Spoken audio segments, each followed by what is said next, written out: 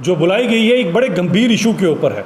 और आप देख रहे होंगे जो एक दो दिन से खासकर इंडी गठबंधन के लोग, इसमें मैं किसी को अलग नहीं रखूंगा, इंडी गठबंधन वाले जो असेंबली के अंदर जो शोरगुल मचाया हुआ और जिस हिसाब से इन्होंने एक सिचुएशन क्रिएट की हुई है असेंबली के अंदर, और एक ऐसी बेतुकी चीज़ के लिए ये हमारे लोगों का टाइम बर्बाद कर रहे हैं और लोगों का जो पैसा है उसको भी बर्बाद कर रहे हैं, क्योंकि ये असेंबली हमारे दिए हुए टैक्स के पैसे से ही चलती है। आपको पता है जो लेटेस्ट अमेंडमेंट की गई वक्फ एक्ट के अंदर, और जो अमेंडमेंट की गई उसके बारे में आज आप सब लोग जानते हैं। और इस एक्ट की अगर मैं बात करूं तो मुझे पता नहीं लगता कि ये जितने, चाहे वो एनसी वाले हैं, चाहे वो कांग्रेस वाले हैं, भले वो आम आदमी पार्टी वाले हैं, क्या इनको नहीं पता है? क्या ये अच्छी तरह से नहीं जानते कि भारत देश का संविधान क्या बोलता है?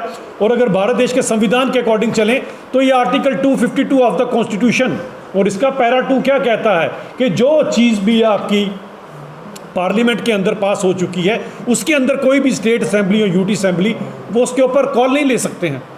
That is clear cut written in and article 252 of the constitution supports it. क्या ये जो जितने आज असेंबली में जितने विधायक हैं रूलिंग पार्टी के, क्या इन लोगों को इसके बारे में नहीं पता? क्या ये जानते नहीं है? ये अच्छी तरह से जानते हैं। तो फिर ये क्या कर रहे हैं और जानबूझकर ऐसा क्यों कर रहे हैं? इसके पीछे इनकी मंशा क्या है? क्योंकि उसके बाद ये मैटर अब सब जुडिशियस भी हो गया। जब मैटर सब जुडिशियस हो गया तो फिर आपने ये जो हाय तौबा मचाने के लिए और ये जो स्टंट आप कर रहे हैं वहाँ पर, ये किस लिए कर रहे हैं? क्या आप लोगों को गुमराह कर रहे हैं? अपने वोटर्स को भी गुमराह कर रहे हैं? क्योंकि ये वही वोटर्स हैं जिन्होंने आपको जिताकर असेंबली में भेजा, और इन्हीं वोटर्स के दिए हुए टैक्स के पैसे के साथ आज आप असेंबली में बैठे हो। आपकी जो तनख्वाह भी आती है इन्हीं लोगों के टैक्स से दिए हुए पैसे के साथ आती है। और बड़े दुख के साथ मुझे कहना पड़ता है कि जो इश्यूज़ हैं लोगों के लिए, जिसके लिए इन्हें असेंबली में भेजा गया है, उनमें से कोई भी इशू 5-6 महीने से इस सरकार ने अभी तक गंभीरता से नहीं लिया। जिस सरकार ने पहली बारी जहमत की मैनिफेस्टो बनाने की और झूठे वादों पे वादे किए, उनमें से एक भी वादा नहीं निभाया।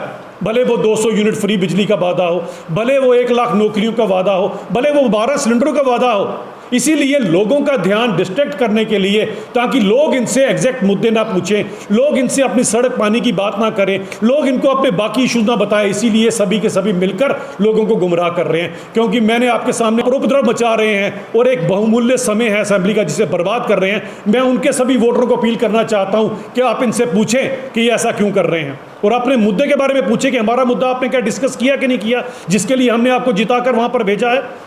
और बड़ी बात यह आती है कि इनके ऊपर कोई भी लगाम नहीं कसी गई, इनके ऊपर कोई भी अभी तक कोई कार्रवाई नहीं हुई, जबकि इसके अंदर कार्रवाई बनती है। आप काले कपड़े दिखा रहे हैं। आप वो पास हुआ जो हमारे को पार्लियामेंट ने पास कर दिया बिल, उसको फाड़ कर फेंक रहे हैं। ये क्या हो रहा है? ये किस तरह की असेंबली है? क्या हमने इस तरह की असेंबली बनाने के लिए लोगों को जिताकर वहां पर भेजा था?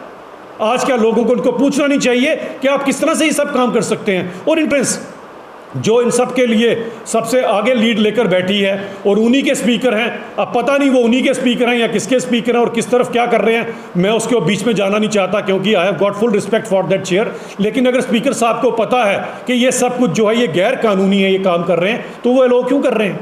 इनके खिलाफ क्या उन्हें कार्रवाई नहीं करनी चाहिए? ये पूछना मेरा उनसे बनता है। और मैं इसी चीज़ से पूछना चाहता हूं कि जहां पर नेशनल कॉन्फ्रेंस के मेंबर पार्लियामेंट्स को बोलना चाहिए था, वहां पर तो आपको कोई भी नजर नहीं आया। क्या इनके किसी मेंबर पार्लियामेंट में, लोकसभा में किसी ने भी कोई एक शब्द भी अपने मुंह से निकाला? यानी कि आज आप क्या कर रहे हैं? आज आप एक पब्लिसिटी लेने के लिए, आज आप लोगों को गुमराह करने के लिए जम्मू कश्मीर असेंबली का समय बर्बाद कर रहे हैं।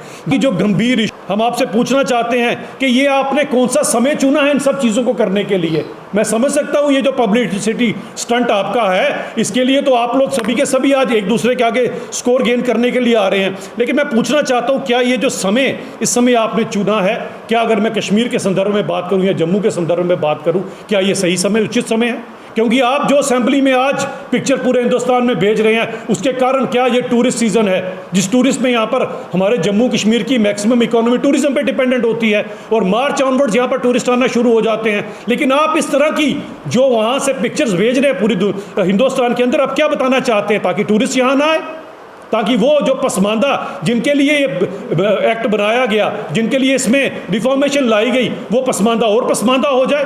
क्या आपको इतनी भी, थोड़ा सा भी इनके लिए कोई कंसर्न नहीं है? भले वो फड़ी वाला है, भले वो शिकारा वाला है, भले वो रेडी वाला है, जो वेट करता रहता है पूरे साल कि कब सीजन आएगा और कब मैं अपने पूरे साल का खर्चा पानी जो है वो टूरिस्ट से निकालूंगा। आज ये जो पिक्चर आपने